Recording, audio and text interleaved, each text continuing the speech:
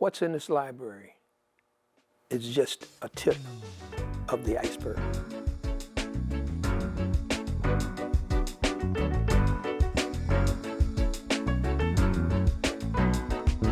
The Library and Multicultural Center was founded in 1982 by Nina Parker and her mother.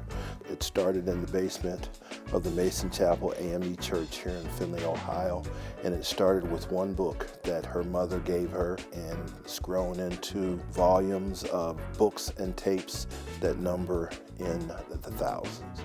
The original focus was on educating Black youth so that they had an appreciation and an understanding of their cultural heritage, and for the non-minority students to have an understanding and appreciation of the heritage and the contributions of Black people to American history.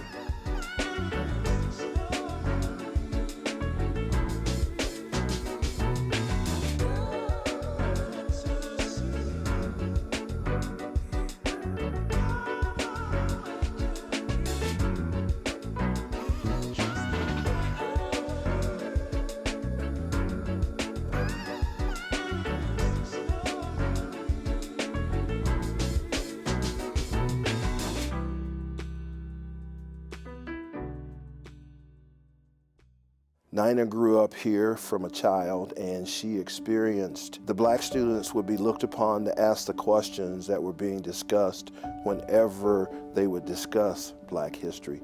And that was a burden that she saw that she didn't handle well. So she decided to start the library. Rather than moving her children out to where they would be in a more diverse environment, she decided to change the environment that she grew up in, and that was why they started the library. I think the thing that's impacted me the most is, I've become more educated. You think that you know things about your culture until you come to a place like this and you start reading and you find out that there's a lot you don't know.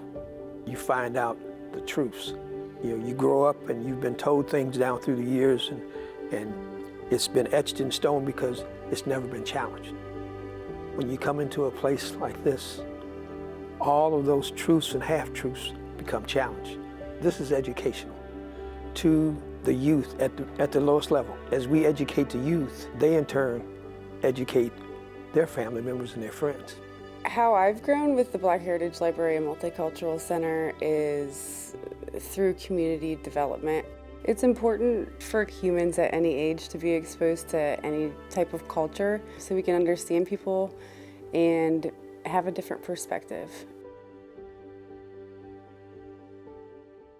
We are here to promote growth in the area of diversity, equity, and inclusion. We have artifacts from over 50 countries from around the world. You can start in the corner here, and you see pictures and art from the African diaspora. We deal with the Underground Railroad, which is, Findlay had a very instrumental part in the Underground Railroad, so we teach on that during the year. Then you go through the Civil War period. When you look at the back of the room, local piece of art there of the portrait of Abraham Lincoln, that was done by a local artist. And then we deal with the Harlem Renaissance. And all these pieces were either purchased over the years by the library staff or donated. One of my favorites sits up here in the back corner is a young lady, a local young lady, and she's looking through a mask with a picture of the world behind her. And what that symbolizes is she's looking at her ancestors, the world, through that mask that she has in front of her. This museum, this library, functions as kind of that mask that people come in and you're able to see things that you haven't been exposed to before. It's a place that people can learn about Black history. We don't have a lot of that around here. And I want people to see that they can learn and see what happened, like what happened to Rosa Parks, what happened to Martin Luther King, all the other stuff that happened during history. We can teach about this. I've been to programs here where there were roundtable discussions, and that's where you really get educated on what's out there, what's available, what you didn't know.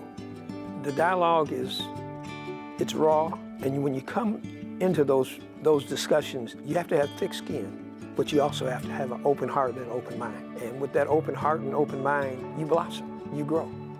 You know, I always say that we learn every day. When you stop learning, you die.